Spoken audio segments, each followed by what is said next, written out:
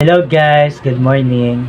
Yan, medyo maingay pero sana makarelate po tayong lahat. Ang sarap balikan nung kabataan days. Naalala ko nung bata pa ako. Walo kasi kami magkakapatid. Siyempre, hindi naman kami masyadong hirap sa buhay. Pero dumadating yung point na talagang kinakapos tayo, di ba? Kasi hindi naman tayo pinanganak na mayaman. Naalala ko dati nung bata pa ako, naranasan namin na mag-ulam ng toyo at asin. Kaya naman, yung kanin lalagyan mo lang siya ng toyo or lalagyan mo siya ng mantika. Tapos minsan yung kanin na may kape. Ayan, naranasan namin yan nung bata pa ako. Tapos minsan yung kanin tapos kanin, tubig tapos asin. Tapos minsan naman asukal. Minsan naman gatas. Ayan, tubig, kanin, tubig, tapos gatas. Kanin, tubig, tsaka kape. Ayan, dumadating tayo sa point na gano'n ng kabataan. Pero, nakaka-survive pa rin. Ayan. Tapos, ang sarap balikan yung mga times na yung kabataan days na sa lansangan, di ba, ganyan. Yung inaabot kayo ng magdamag sa labas, sa paglalaro, tapos yung tatawagin kayo ng nanay mo, may dalang pamalo. Kasi minsan magdamag ka sa labas tapos hindi ka pa kumakain. Tapos pag uwi mo, napakadumi ng damit mo, tapos sasalubungin ka ng hanger o kaya ng patpat para paluin ng mama mo. So, ang sarap balikan yung mga ganong times. Tapos naalala ko rin nung bata pa kami, kapag pumapasok kami sa school, kasi yung school namin malayo siya, pero hindi uso sa amin yung tricycle. Kaya naiinggit ako personally, naiinggit ako sa mga kapitbahay or classmate ko na may mga service ng tricycle. Kami kasi malayo yung school namin, tapos nilalakad lang namin yon simula grade 1, simula kinder hanggang nag-graduate ako ng ng high school. Never akong nakasakay ng tricycle para lang pumasok sa school. Alala ko nun dati, naiinggit ako sa mga classmate ko, yung mga baon nila, meron pa silang mga juice. Alam mo yung yung sesto, tapos may mga biscuit pa sila. So, inggit na inggit ako doon sa mga classmate ko. Ako kasi nung naranasan ko nung pumapasok pa ako, simula grade 1 hanggang grade 4, ang baon ko noon ay dos. So, sabi ng mama ko, tapos syempre magrereklamo ka kasi mainggit ka sa mga classmate mo.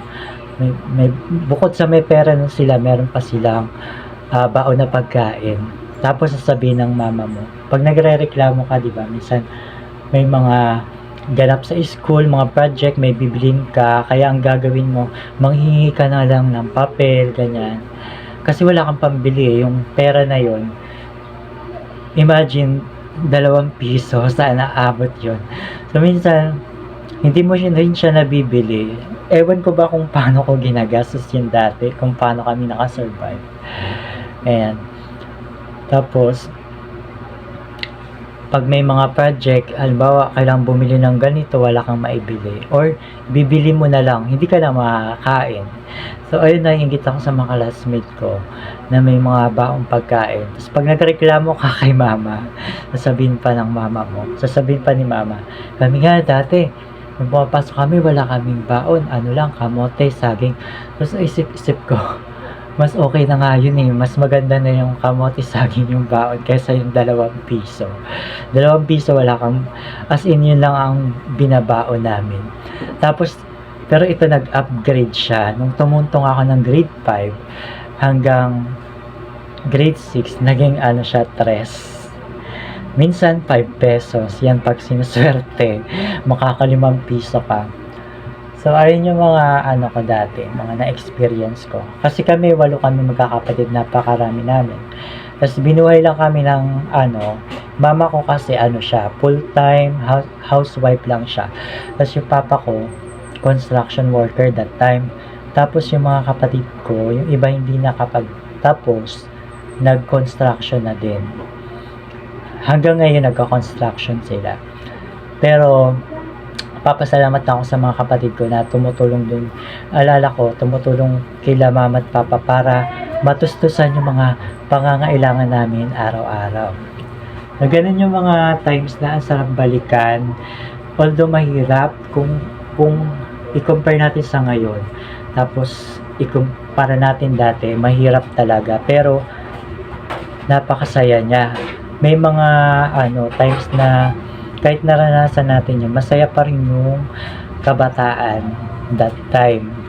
Lalo na yung mga kalaro natin, yan, maghapon tayo sa labas, mga kalaro, kung ano-ano mga kalokohan, kung saan-saan kayo pumupunta.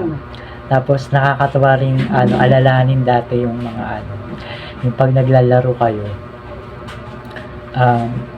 Yung mga balat ng candy, naalala ko yan. Yung kahit kung iisipin mo ngayon, wala ka namang mapapala sa ganong laro. Pero, nung kabataan days, na ganon yung nilalaro natin. Yung mga candy, yung mga tansan, ganyan. Ang saya-saya pa rin sa feeling. Tapos yung, alala ko yung mga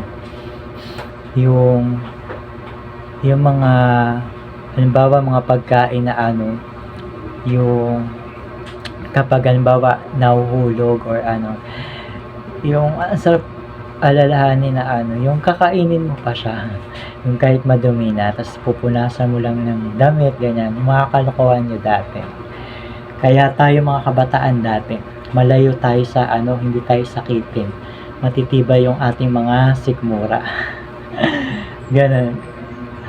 So kayo guys, ano yung mga experience nyo nung kabataan na hindi nyo malilimutan?